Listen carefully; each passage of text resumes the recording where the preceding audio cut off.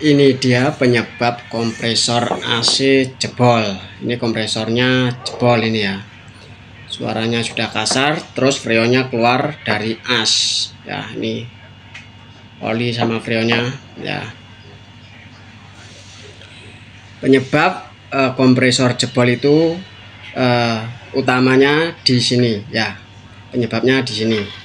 Kondensornya ya. Ini kondensornya buntu atau mampet ya. Jadi di flashing sudah nggak bisa ya. Ini kondensor buntu mampet. Jadi tekanan di kompresor terlalu tinggi, terus panas, terus jebol ya.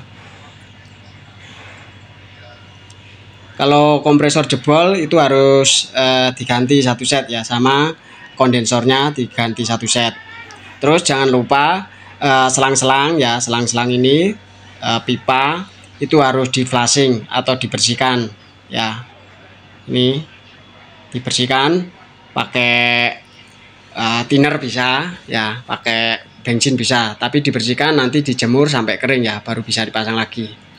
Terus ekspansi ini juga dilepas, dibersihkan ya. Ekspansinya dilepas, dibersihkan. Terus flashing juga evaporatornya ya. Flashingnya cukup dari sini ya. Kita flashing pakai cairan pembersih ya.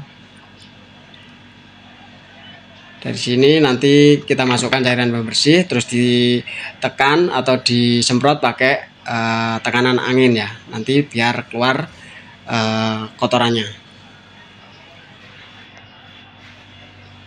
Sini juga ya, pipa-pipa ini yang pipa tekanan tinggi itu harus dibersihkan juga